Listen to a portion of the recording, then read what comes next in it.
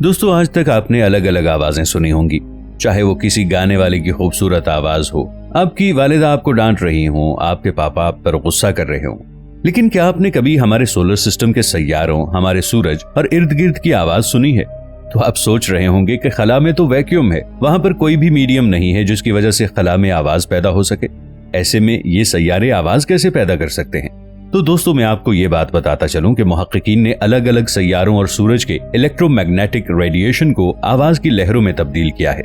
जब इन आवाजों को सुना गया तो मुहक्किकीन इस बात से बहुत ज्यादा हैरान हुए। तो दोस्तों, चलिए जानते हैं कि इन आवाजों में ऐसा आखिर क्या है और ये आसमान के सैयारे आखिरकार कहना क्या चाहते हैं। दोस्तों, वीडियो में आगे बढ़ने से पहले पाकिस्तान के इस सबसे बड़े साइंटिफिक चैनल इफ टीवी को सब्सक्राइब कर लें और साथ मौजूद बेल आइकन को प्रेस कर लें ताकि हमारी आने वाली वीडियोस आप तक बर वक्त पहुंचती रहें। दोस्तों, अगर हम सोलर सिस्टम के बारे में जानना चाहें तो सबसे पहले मरकरी सैयारे की तरफ आएंगे।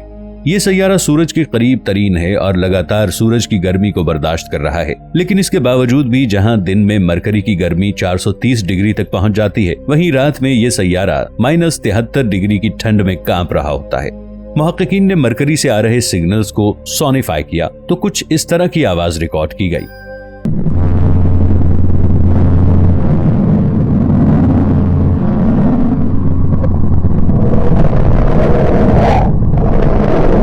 दोस्तों, ये आवाज सुनकर ऐसा लगता है जैसे मरकरी कह रहा हो कि मुझे दिन भर इस कदर शदीद गर्मी में रखा जाता है और रात में इस कदर शदीद तरीन सर्दी होती है कि मुझे सोलर सिस्टम में फंसा ही दिया गया है। लेकिन अपने साथ वाले सैयारे वेनस की हालत को देखकर मरकरी को थोड़ी सी तसल्ली होती होगी। दोस्तों, ये है वेनस। इसकी खूबी ये है कि ये अपनी साख्त और वजन के एतबार से जमीन के मुसावी है, लेकिन इसकी आबो हवा अजीबो गरीब किस्म की है, जिसकी वजह से ये मरकरी से भी ज्यादा गर्म है। वहीं मरकरी की सतह पर इतना ज्यादा दबाव है कि अगर आप यहाँ पर खड़े हो जाएं तो कुछ ही सेकंड में आपका कचूमर निकल जाएगा। दोस्तों, आइए देखते हैं कि मरकरी हमसे क्या कहना चाहता है।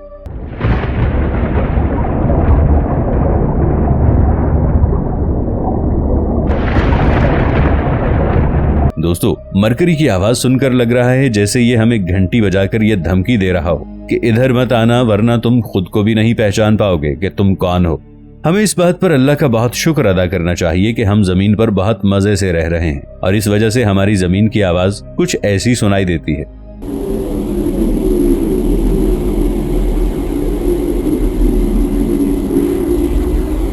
जमीन की आवाज सुनकर ऐसा लगता है कि यहाँ पर लोग खूब ऐशो इशरत से रह रहे हों और हमारी जमीन बांसुरी बजाती हुई रक्स कर रही हो। मगर दोस्तों, हमारी ये जमीन हमेशा इस तरह नहीं रहेगी। हमारी अपनी गलतियों की वजह से एक दिन यहाँ भी लाइफ खत्म हो जाएगी। इसलिए हमें सबसे पहले मरीख पर जाना होगा और वहां जाकर अपनी बस्तियां बसाना होंगी ताकि हम पूरी यूनिवर्स में फैल सकें। मरीख की आवाज सुनकर हमें कुछ ऐसा ही लगता है।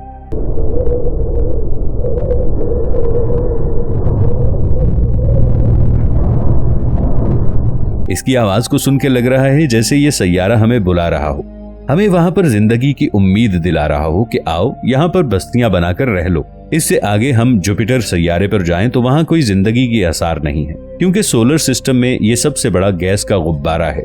इसकी कोई ठोस सतह नहीं है और इसकी आवाज कुछ ऐसे सुनाई देती है।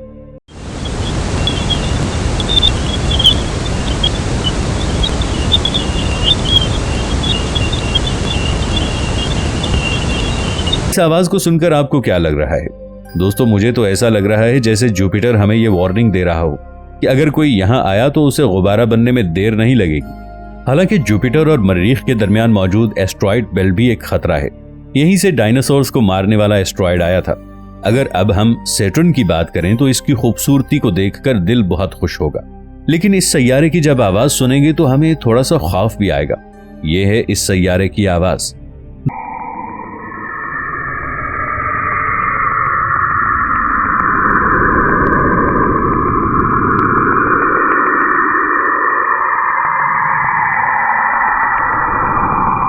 दोस्तों, इस सैयारे की आवाज काफी खौफनाक लग रही है। ऐसा लग रहा है जैसे इस सैयारे पर भूतों और जिन्नात का कब्जा हो। जहां पर यह सैयारा काफी इंटरेस्टिंग है, वहीं जरा खौफनाक भी है। दोस्तों, आपको क्या लगता है कि ये सैयारा क्या कहना चाह रहा है? हमें कमेंट्स में जरूर बताइएगा। तब तक हम यूरेनस की आवाज को देखते हैं कि वो क्या कहना चाह रहा है।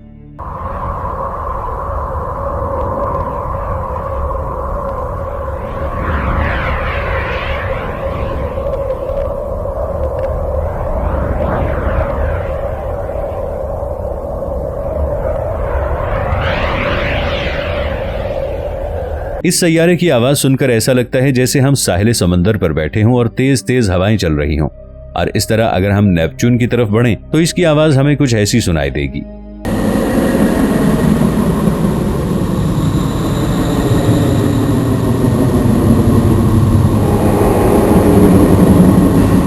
इसकी आवाज से ऐसा लग रहा है जैसे ये हमें कुछ कह रहा हो कि आओ मैं तुम्हें कोई राज की बात बताऊं। तो दोस्तों क्यों ना हम वो राज की बात सूरज से पूछ लें।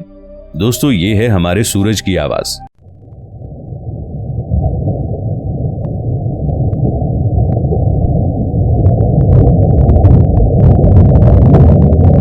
इसकी आवाज सुनकर ऐसा लग रहा है जैसे हम टीवी पर खबरें सुन रहे हों और अचानक किसी ने ऊपर से एंटेना घुमाकर वो चैनल खराब कर दिया हो, या फिर शहद की मक्खी हमारे कान में घुस गई हो और वहां भिनभिनाहट कर रही हो। इसके बाद अगर हम सोलर सिस्टम में काफी दूर निकल जाएं तो हमारा प्लूटो से सामना होगा। इसका साइज कम होने की वजह से मुहक्किकीन ने प्लूटो को प्लैनेट होने का दर्जा नहीं दिया। इसी वजह से ये खिंचा खिंचा सा रहता है, मतलब हमसे नाराज है। तो दोस्तों चलिए आइए इस नाराज से सैयारे की भी आवाज सुनते हैं कि ये हमसे क्या कहना चाहता है। यह है प्लूटो की आवाज।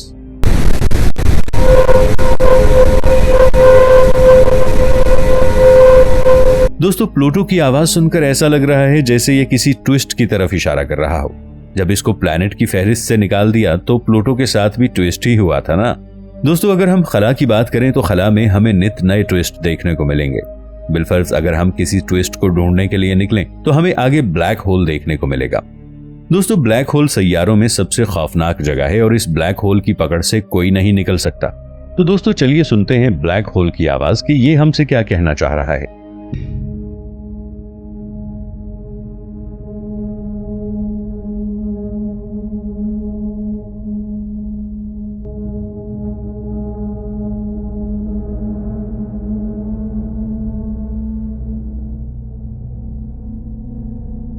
दोस्तों इस आवाज को भी सुनकर हमें खौफ सा महसूस हो रहा है। ऐसा लग रहा है जैसे किसी बहुत ही खौफनाक मूवी का सीन चल रहा हो। इन सारी आवाजों को सुनने के बाद हम वो आवाज सुनने जा रहे हैं जो 13 अरब साल पुरानी है। इतनी पुरानी आवाज जब इस कायनात में कोई सैयारा सितारा नहीं था, जब कायनात को बने हुए सिर्फ 3,80,000 साल ही गुजरे थे। यह है कायनात की आवाज।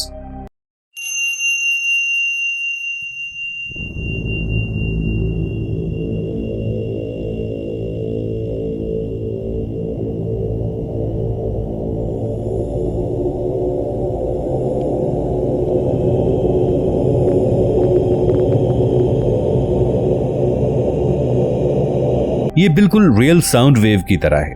ये तब की आवाज है जब कायनात में कोई एटम्स मॉलिक्यूल्स नहीं थे, बल्कि प्लाज्मा का एक काफी बड़ा कॉस्मिक सूप था जिसमें सब एटॉमिकल पार्टिकल्स मौजूद थे। इस आवाज ने पूरी कायनात को हिलाकर रख दिया, जिसके इमेज प्रिंट हम आज भी कॉस्मिक माइक्रोवेव बैकग्राउंड रेडिएशन पर देख सकते हैं। शुक्र है कि स्पेस में कोई मीडियम नहीं है और इसी वजह से हमारी जमीन पर अमन और सुकून है। तो दोस्तों इन सैयारों की मुख्तलिफ आवाजें सुनकर आपको कैसा लगा, हमें कमेंट सेक्शन में जरूर बताइएगा।